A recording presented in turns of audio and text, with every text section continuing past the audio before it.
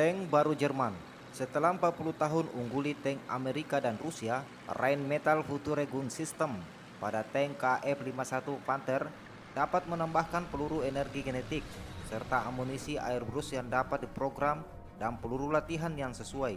Senapan mesin koaksial 12,7 mm melengkapi senjata utama dengan beberapa opsi untuk integrasi stasiun senjata yang dikendalikan dari jarak jauh, menawarkan fleksibel untuk kedekatan dan pertahanan drone. Jerman membuat tank tempur utama baru-baru yang pertama setelah lebih dari 40 tahun.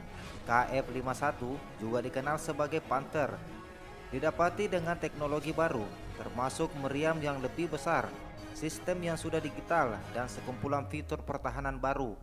Panther bahkan mempunyai kemampuan untuk menangkal apa yang disebut dengan peluru paling top, seperti rudal Javelin buatan Amerika, yang terbukti berhasil melumpuhkan tank-tank Rusia di Ukraina saat ini.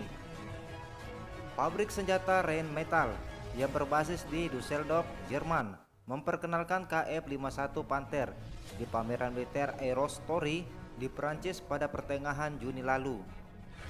Pameran di tahunan itu adalah ajang bagi pabrik senjata Eropa menunjukkan senjata terbaru mereka. Rheinmetall mengungkap Panther dalam belutan baja komposit dengan pola warna kamuflase kelabu yang dibuat secara digital. Nama Panther bisa jadi sudah familiar bagi sebagian kalangan. Didesain pada 1942 untuk menghadapi tank-tank Rusia, termasuk tank menengah T-34. Sekalipun menjadi salah satu tank terbaik dalam perang saat itu, namun Panther sangat terganggu oleh isu-isu mekanis. Panther generasi pertama ini melakukan debut di Perang Rus 1943. Panther yang sekarang, tank KF-51, sebenarnya suksesor dari Leopard 2, satu angkatan dengan tank M1A2 Amras Amerika. Leopard 2 diproduksi sejak 1980-an dan masih dipakai di lebih dari 12 negara sampai kini. Dia telah berulang kali perbarui selama puluhan tahun di usia pakainya itu. Dengan versinya yang terbaru adalah Leopard 2A7 yang digunakan Angkatan Darat Jerman. Dan seperti banyak sistem lainnya yang sudah berulang kali diperbarui, si macam tutul akhirnya sampai ke sebuah titik di mana pembaruan atau upgrade pembuatan tank itu tak lagi praktis. Satu-satunya cara adalah mendesain sesuatu yang benar-benar baru. Lahirlah KF-51 Panther. Tank Panther terbaru terlihat menggunakan desain lambung yang mendasar dari Leopard 2. Meski menawarkan senjata lebih berat dan baru di muka dan sisinya, Panther mempertahankan kompartemen mesin ala Leopard 2, tapi dengan bagian yang lebih menonjol. Meski begitu, Panther dikabarkan masih menggunakan mesin yang sama, 1100 kW per 1500 horsepower. Rumah meriam Panther lebih besar dengan sudut lebih tajam dan ruang yang jauh lebih besar di atas kompartemen mesin. Itu untuk menyimpan peluru yang lebih besar dan berat, dan jadi penyeimbang bagi meriam barunya yang memiliki diameter 130 mm.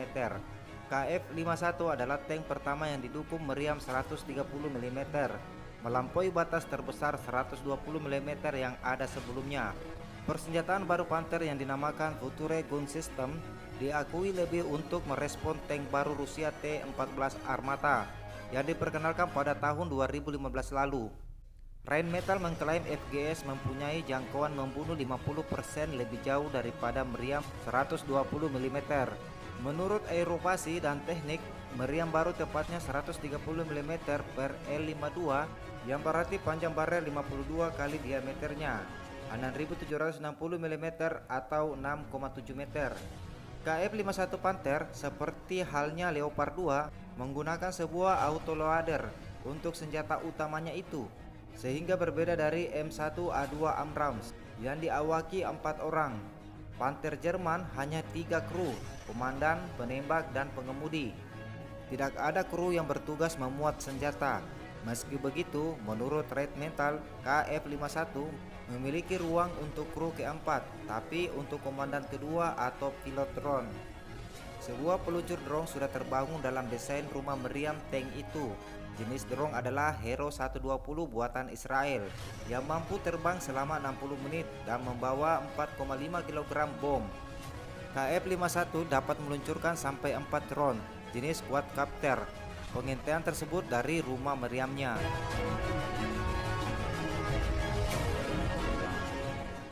Nah, itulah tadi tank buatan Jerman yang diberi nama KF51.